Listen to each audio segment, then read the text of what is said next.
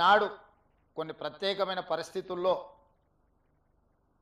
మేము ఉన్న ఈ హోదా ఈ గౌరవం వారు ఏ స్వార్థం లేకుండా ఏర్పాటు చేసిన ఒక రాజకీయ పార్టీ మాకందరికీ అవకాశం కల్పించింది. ఆ ఆలోచనను ఆ విధానాన్ని ఆ సంస్థలో పేదలకు సేవ చేయాలన్న ఆలోచనను అలవర్చుకున్న మేము తప్పకుండా ఇట్లాంటి కార్యక్రమాలకు అండదండగా నిలబడడం జరుగుతుంది భవిష్యత్తులో కూడా. అదేవిధంగా ఈ వేదిక మీద నుంచి ఒక్క మాట చెప్పదలుచుకున్నాం. మనలో ఉన్న ఆట నైపుణ్యం వెలికి రావాలి, ప్రజల గుర్తింపు జరగాలంటే నైపుణ్యం కలిగిన ఆటగాడితో పోటీ పడాలి అని పెద్దలు చెప్తూ ఉంటారు.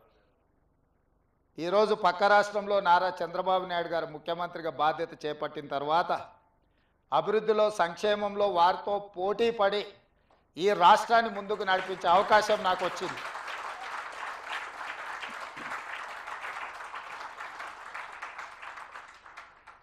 గతంలో 12 గంటలు పనిచేస్తే సరిపోతుంది, అంతకు మించి అవసరం లేదు అనుకునేవాడిని. కానీ ఇప్పుడు వారు 18 గంటలు పనిచేస్తే నేను 12 గంటలతో సరిపెడితే కుదరదు. కాబట్టి మా అధికారులకు మా సహచరులకు మనం కూడా 18 గంటలు పని చేయాల్సిందే. అభివృద్ధి విషయంలో సంక్షేమం విషయంలో పోటీపడి ఈ 2 తెలుగు రాష్ట్రాలు ప్రపంచానికే ఒక రోల్ మోడల్గా నిలబడాలి అని నేను భావిస్తున్నాను. ఆ దిశగా మా ఆలోచన మా విధానాలు మా నిర్ణయం ఉంటుంది. అందులో భాగంగానే తెలంగాణ రాష్ట్రంలో చాలా హాస్పిటల్స్, అంటే ఇది Hyderabad is the hub for hospitals, కానీ నా ఆలోచన హెల్త్ టూరిజం హబ్ను ఒకటి క్రియేట్ చేయాలని మా ప్రభుత్వం ఆలోచన చేస్తుంది. ప్రపంచంతోనే పోటీ పడే విధంగా ప్రపంచంలో ఉండే అన్ని జబ్బులకు సంబంధించి ఇక్కడనే వైద్యం అందే విధంగా ఒక హెల్త్ టూరిజం హబ్ని డిజైన్ చేయాలని ప్రాథమికంగా మేము ఒక అంచనాకు వచ్చినాం.